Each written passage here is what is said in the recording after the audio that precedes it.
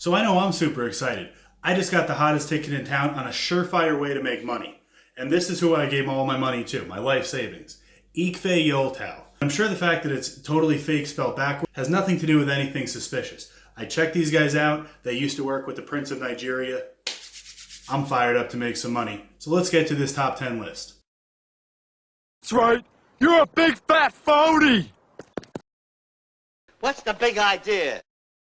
So first up is a Roman history lesson for you. It's going to be real quick. If you've never heard of the Praetorian Guard, they were the bodyguard unit of elite soldiers that protected the Roman emperor. For this story, Emperor Pertinax is the one in question, who the guards actually murdered and then sold the throne to the highest bidder. The highest bidder in this case was a man named Titus Julianus, who paid 25,000 gold pieces to each soldier of the unit in exchange for the throne. 25,000 is about $1 billion in today's currency.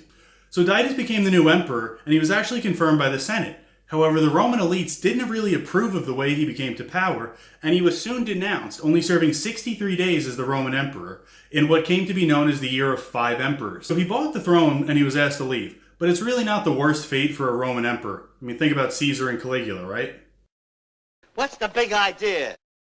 So maybe it's just me, but you'd expect a guy with the last name Law, like John Law, to be a pretty trustworthy guy. Unfortunately, like his long-lost descendant Jude, he's just not that good of an egg. I love Jude Law. Anyway, a Scottish adventurer and financial genius, John Law was given the contracts and exclusive rights to the French territories in the Mississippi Valley in North America in 1716. This effectively gave him a monopoly on French tobacco, slavery, minting, and taxing. So he had a pretty good thing going. And the French citizens wanted in on this. So in 1719, he sold 625,000 shares of his newly formed companies, but the problem was he never actually developed the land in the territory that he was supposed to. And in 1720, the bubble burst, and the French economy got tanked along with two other nations. What's the big idea? In 1839, Colonel Jacob Baker died, leaving behind an estate of about $3 billion in the Philadelphia area. With no wife and heirs to leave it to, a man named William Cameron Morrow Smith formed a legal collective that was designed to get anyone with the last name Baker a part of the man's estate, provided that they paid his legal fees. Taking out ads in newspapers, Smith was actually able to get $25 million in legal fees between the years of 1839 and 1936. Now you're probably asking yourself, $25 million in legal fees is a bit excessive, right? And it is, because Cameron Morrow Smith was actually Cameron Smith, a con man. There was no Colonel Baker. And the amazing thing still is the fact that it took the Feds so long to get wind of this con and then to shut it down. So I know it happened in Philadelphia, but so much for the city of brotherly love, right? What's the big idea? So with all the Catholic priest jokes you've heard in your life, I bet you never heard one that makes fun of their intelligence. This is a story that just does that. In 1784, Cardinal Louis de Rohan had apparently fallen out of favor with Marie Antoinette. I'm sure it was probably a skirmish over one liking cake and one not, but who knows. To help mend the bonds, the Countess de la Motte went to the Cardinal and said that she could help him get back into Marie Antoinette's good graces. She arranged a meeting on August the 11th that took place in the Queen's Grove at Versailles, where the Cardinal did speak to somebody, but it most likely wasn't the Queen. Giddy nonetheless, the Countess convinced him to seal the deal by buying a lavish present on credit that was a necklace with 650 diamonds in it and 2,800 carats. Once the Cardinal received said necklace, he gave it to the Countess to hand deliver to the Queen, and, as you can guess, she never actually did it because this was all just one big scam. Eventually caught, the Countess was reprimanded, being stripped naked in public and branded with a hot iron. What's the big idea? Gregor McGregor is an interesting person in history, and for all my money, I bet you he would have taken it too. A general in the English military, he was also the Prince of Poyas, not to mention a noted con man.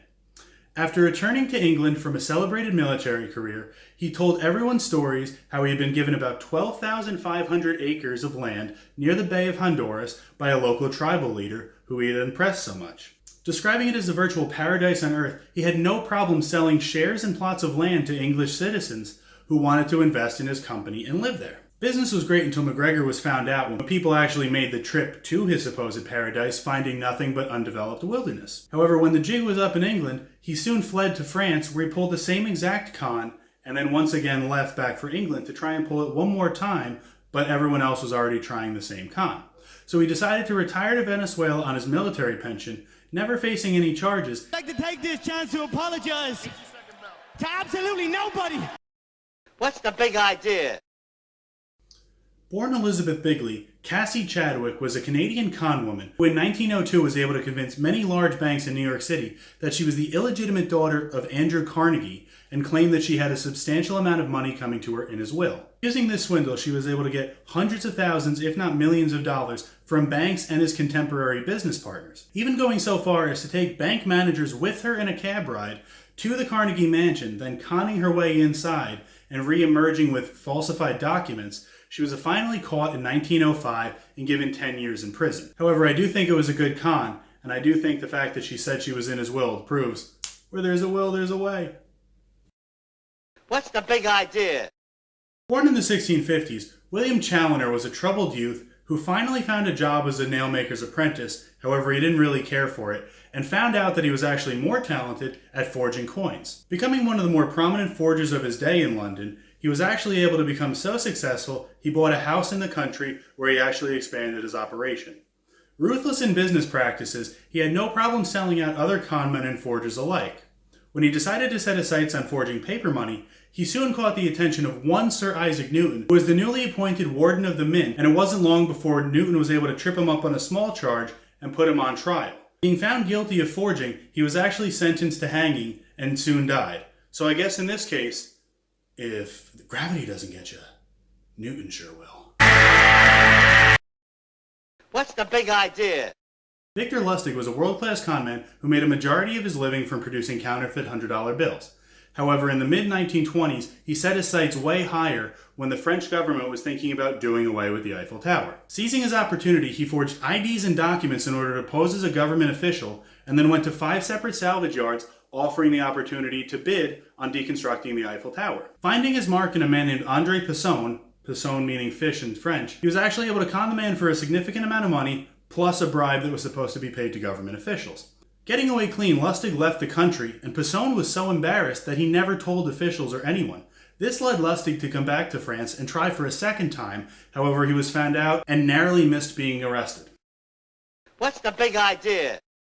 If you've never heard of Ivan Krieger, he was born in a well-to-do Swedish family, and when he was 30 years old, founded with a friend Match King, which literally made matches and brought Sweden back to the prominence of matchmaking. Who knew? Originally a thriving and prosperous company with 250 factories worldwide, Kruger and Toll, his business partner, were soon seduced by the profit machine that was the New York Stock Exchange and basically turned their flourishing company into a Ponzi scheme.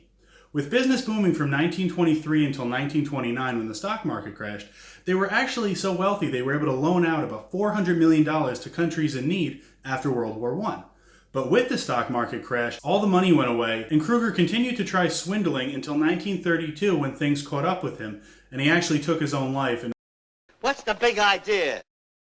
if anyone's ever joked about selling you a bridge before, this is the story where it comes from. In New York City, seasoned conman George C. Parker used to pay boat captains bringing people to Ellis Island to point out rich marks to him, thinking they were saps. With the aid of fake documents, Parker would usually tell some type of story about how he had paid to have the bridge built, and he just liked building bridges, but he didn't like maintaining them or doing anything else associated with owning them. Claiming to have run this con twice a week for over 40 years, Parker most likely made a handsome living, claiming in some instances to make up to $5,000 per con. With other notable things that he sold, along with the Metropolitan Opera House, Madison Square Garden, Statue of Liberty, and even Ulysses S. Grant's tomb pretending to be his grandson, many people have gone so far as to dub George C. Parker as America's greatest con man.